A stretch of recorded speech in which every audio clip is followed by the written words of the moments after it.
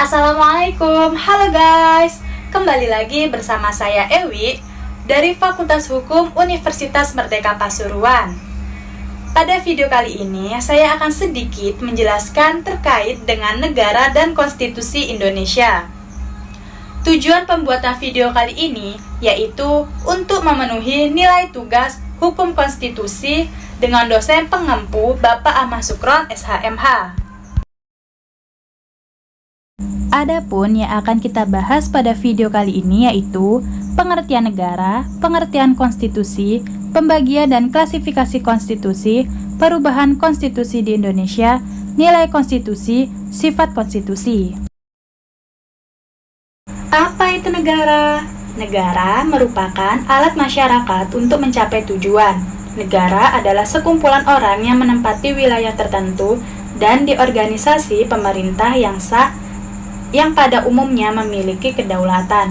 Bisa juga dikatakan bahwa negara merupakan sebuah organisasi atau badan tertinggi yang mempunyai wewenang untuk mengatur hal-hal yang berhubungan dengan kepentingan masyarakat luas, serta kewajiban untuk melindungi, mensejahterakan, dan mencerdaskan kehidupan bangsa. Ada beberapa pendapat para ahli seperti Max Weber berpendapat bahwa negara adalah sebuah masyarakat yang memiliki monopoli dalam penggunaan kekerasan secara fisik dalam wilayah tertentu. Ada juga pendapat dari Roger F. Soltau mengatakan bahwa negara adalah alat atau dalam kata lain, wewenang mengendalikan dan mengatur persoalan-persoalan yang bersifat personal atas nama masyarakat. Berdasarkan pengertian yang dikemukakan oleh berbagai filsuf serta para sarjana tentang negara, maka dapat disimpulkan bahwa semua negara memiliki unsur-unsur yang mutlak harus ada. Unsur-unsur negara meliputi wilayah atau daerah teritorial yang sah, rakyat yaitu suatu bangsa sebagai pendukung pokok negara, dan tidak terbatas hanya pada salah satu etnis saja, serta pemerintahan yang sah, diakui dan berdaulat. Apa itu konstitusi? Istilah konstitusi dari sudut sejarah telah lama dikenal, yaitu sejak zaman Yunani kuno. Diduga konstitusi Athena, yaitu ditulis oleh seorang Xenophon, yaitu merupakan konstitusi pertama. Konstitusi Athena dipandang sebagai alat demokrasi yang sempurna. Dapat diduga bahwa pemahaman orang tentang apa yang diartikan konstitusi sejalan dengan pemikiran orang-orang Yunani kuno tentang negara. Hal ini dapat diketahui dari paham Socrates yang kemudian dikembangkan oleh muridnya Plato. Dalam bukunya Politeia atau Negara yang memuat ajaran-ajaran Plato tentang negara atau hukum, dan bukunya Nomoi atau Undang-Undang, dan juga tulisan Aristoteles dalam bukunya Politika yang membicarakan tentang negara dan hukum. Dalam masyarakat Yunani purba dikatakan bahwa Politeia diartikan sebagai konstitusi, sedangkan Nomoi adalah undang-undang biasa. Konstitusi pada Yunani purba baru diartikan secara material, karena konstitusi saat itu belum diletakkan dalam suatu naskah yang tertulis. Konstitusi menurut makna berarti dasar susunan badan politik yang bernama negara. Konstitusi menggambarkan keseluruhan sistem ketatanegaraan suatu negara, yaitu berupa kumpulan peraturan yang membentuk, mengatur, atau memerintah negara. Kata konstitusi dapat mempunyai arti lebih luas daripada pengertian undang-undang dasar, karena pengertian undang-undang dasar hanya meliputi konstitusi tertulis saja, dan selain itu masih terdapat konstitusi tidak tertulis yang tidak tercakup dalam undang-undang dasar. Pembagian dan klasifikasi konstitusi.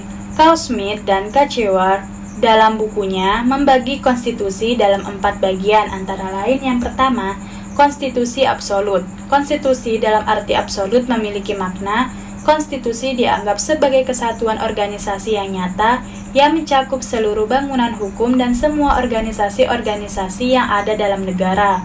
Konstitusi sebagai bentuk negara dalam arti keseluruhan. Bentuk negara itu bisa demokrasi atau monarki. Sendi demokrasi adalah identitas, sedangkan monarki adalah representasi. Konstitusi sebagai faktor integrasi. Faktor integrasi ini sifatnya abstrak dan fungsional. Abstrak misalnya hubungan antara bangsa dan negara, serta lagu kebangsaan, bahasa persatuannya, bendera sebagai lambang kesatuan, dan lain-lain. Sedangkan fungsional karena tugas konstitusi mempersatukan bangsa melalui pemilihan umum, referendum, pembentukan kabinet, suatu diskusi atau debat dalam politik. Pada negara-negara liberal, mosi yang diajukan oleh DPR baik sifatnya menuduh atau tidak percaya dan sebagainya. Konstitusi sebagai sistem tertutup dari norma-norma hukum yang tertinggi di dalam negara. Jadi, konstitusi ini merupakan norma dasar yang merupakan sumber bagi norma-norma lainnya yang berlaku dalam suatu negara. Yang kedua, konstitusi relatif. Sebagai konstitusi yang dihubungkan dengan kepentingan suatu golongan tertentu di dalam suatu masyarakat, golongan ini terutama adalah golongan borjuis liberal yang menghendaki adanya jaminan dari pihak penguasa agar hak-haknya tidak dilanggar. Yang ketiga, konstitusi positif. Pengertian ini dihubungkan dengan pembentukan Undang-Undang Dasar 1945 bahwa proklamasi kemerdekaan pada tanggal 17 Agustus 1945 adalah konstitusi dalam arti positif menurut Kusnardi dan Harmaili. Yang keempat, konstitusi ideal merupakan idaman dari kaum borjuis liberal, yaitu sebagai jaminan bagi rakyat agar hak-hak asasinya dilindungi. Cita-cita lahir sesudah revolusi Prancis yang menjadi tuntutan dari golongan tersebut agar pihak penguasa tidak berbuat sewenang-wenang terhadap rakyat. Perubahan konstitusi dan sistem perubahan. Konstitusi diartikan sebagai sekelompok ketentuan yang mengatur organisasi negara dan susunan pemerintahan suatu negara. Dike membedakan antara ketentuan konstitusi yang mempunyai sifat hukum dan tidak mempunyai sifat hukum. Dan dilihat dari wujudnya, konstitusi dapat dibedakan antara konstitusi tertulis dan konstitusi tidak tertulis. Adapun konstitusi yang dimaksud adalah konstitusi tertulis yang mempunyai sifat hukum atau juga konstitusi yang sama maknanya dengan undang-undang dasar. Di satu pihak, undang-undang dasar adalah kaidah-kaidah dasar atau kumpulan prinsip-prinsip negara yang memuat cita-cita yang ingin dicapai. Undang-undang dasar diharapkan mempunyai jangkauan berlaku tanpa batas waktu. Untuk memungkinkan pencapaian sasaran tersebut, undang-undang dasar dirumuskan sangat umum untuk memungkinkan daya adaptasi sebesar dan sejauh-jauhnya sesuai dengan perubahan yang akan terjadi. Dan di pihak lain, kaidah-kaidah yang tertuang dalam undang-undang dasar sangat dipengaruhi oleh keadaan pada waktu ditetapkan. Dunia selalu mengalami perkembangan dari waktu ke waktu. Seiring dengan itu, berbagai negara di dunia mengalami perkembangan. Perkembangan-perkembangan yang terjadi tersebut mengakibatkan banyak hal yang semula belum ada menjadi ada, atau sebaliknya yang semula ada menjadi tidak ada. Dengan kata lain bahwa perkembangan zaman tersebut memberikan tantangan sendiri bagi tiap negara.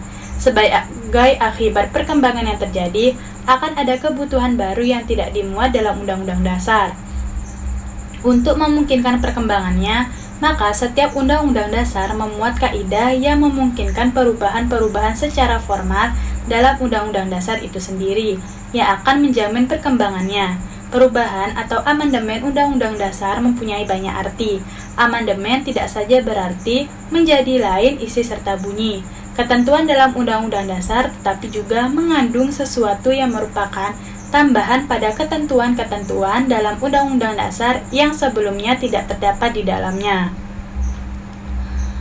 Konstitusi bukan hanya sebagai kumpulan norma-norma dasar statis yang merupakan sumber ketatanegaraan, tapi juga memberi ruang untuk mengikuti perkembangan masyarakat yang terjadi dalam suatu negara. Sejalan dengan dinamika perkembangan masyarakat pada suatu negara, maka konstitusi dapat pula mengalami perubahan. Namun, untuk melakukan perubahan tersebut, tiap-tiap konstitusi mempunyai cara-cara atau prosedur tertentu. Menurut Taib, terdapat dua sistem perubahan sistem konstitusi, yaitu sistem yang pertama bahwa apabila suatu undang-undang dasar atau konstitusi diubah, maka yang berlaku adalah undang-undang dasar atau konstitusi yang baru secara keseluruhan. Sistem kedua bahwa apabila suatu konstitusi diubah, maka konstitusi asli yang tetap berlaku. Perubahan terhadap konstitusi tersebut merupakan amandemen dari konstitusi yang asli tadi. Perubahan konstitusi yang menggunakan sistem pertama berarti perubahan konstitusi terjadinya pergantian suatu konstitusi atau Undang-Undang Dasar yang lama dengan adanya konstitusi atau Undang-Undang Dasar yang baru. Perubahan konstitusi yang menggunakan sistem kedua yang berarti dilakukan amandemen dari konstitusi atau Undang-Undang Dasar juga pernah dialami di Indonesia, yaitu terjadi amandemen terhadap Undang-Undang Dasar 1945, yaitu amandemen Undang-Undang Dasar 1945 yang pertama tahun 1999, yang kedua tahun 2000, yang ketiga tahun 2001, yang keempat tahun 2002. Sifat konstitusi. Yang pertama, formil dan material. Konstitusi dalam arti formil berarti konstitusi yang tertulis dalam suatu ketatanegaraan suatu negara. Dalam pandangan ini, suatu konstitusi baru bermakna apabila konstitusi tersebut telah berbentuk naskah tertulis dan diundangkan, misalnya Undang-Undang Dasar 1945. Konstitusi material adalah suatu konstitusi jika orang melihatnya dari segi isinya. Isi dari konstitusi pada dasarnya menyangkut hal-hal yang bersifat dasar atau pokok bagi rakyat dan negara. Karena itu, untuk membuat konstitusi diperlukan suatu prosedur yang khusus. Yang kedua, tertulis dan tidak tertulis. Membedakan secara prinsipil antara konstitusi tertulis dan tidak tertulis adalah tidak tepat. Sebutan konstitusi tidak tertulis hanya dipakai untuk dilawankan dengan konstitusi modern yang lazimnya ditulis dalam suatu naskah. Timbulnya konstitusi tertulis disebabkan karena pengaruh aliran kodifikasi. Satu-satunya negara di dunia yang mempunyai konstitusi tidak tertulis hanyalah negara Inggris. Namun, prinsip-prinsip yang dicantumkan dalam konstitusi di Inggris dicantumkan undang-undang biasa, seperti Bill of Rights. Dengan demikian, suatu konstitusi tertulis apabila dicantumkan dalam suatu naskah atau beberapa naskah, sedangkan yang tidak tertulis dalam suatu naskah tertentu, melainkan dalam banyak hal yang diatur dalam konvensi-konvensi atau undang-undang biasa. Nilai konstitusi. Dalam praktik ketatanegaraan, ada kalanya suatu konstitusi yang tertulis tidak berlaku sesuai yang dikehendaki. Hal ini dapat disebabkan ada salah satu atau beberapa isi dari konstitusi tidak dijalankan atau hanya untuk kepentingan suatu golongan atau pribadi. Karl Lowenstein mengatakan penyelidikan mengenai arti konstitusi tertulis dalam suatu lingkungan nasional, terutama bagi rakyat biasa. Dari hasil penyelidikannya, dia menyimpulkan terdapat 3 nilai suatu konstitusi, yaitu yang pertama, nilai normatif. Nilai ini diperoleh apabila penerimaan segenap rakyat suatu negara terhadap konstitusi benar-benar secara murni dan konsekuen. Konstitusi ditaati dan dijunjung tinggi tanpa adanya penyelewengan sedikit pun. Dengan kata lain, bahwa konstitusi telah dapat dilaksanakan sesuai dengan isi dan jiwanya, baik dalam produk hukum maupun dalam bentuk-bentuk kebijaksanaan pemerintahan. Yang kedua, nilai nominal. Nilai ini diperoleh apabila ada kenyataan sampai di mana batas-batas berlakunya itu. Yang dalam batas-batas berlakunya itulah yang dimaksudkan dengan nilai nominal konstitusi. Dan yang ketiga, nilai semantik. Dalam hal ini, konstitusi hanya sekedar istilah saja. Meskipun secara hukum konstitusi tetap berlaku, tetapi dalam kenyataannya hanya sekedar untuk memberi bentuk dari tempat yang telah ada dan untuk melaksanakan kekuasaan politik. Pelaksanaannya selalu dikaitkan dengan kepentingan pihak yang berkuasa dalam arti negatif. Itu tadi sedikit penjelasan terkait dengan negara dan konstitusi Indonesia. Terima kasih telah menonton. Jumpa lagi di tugas video selanjutnya. Wassalamualaikum. See you.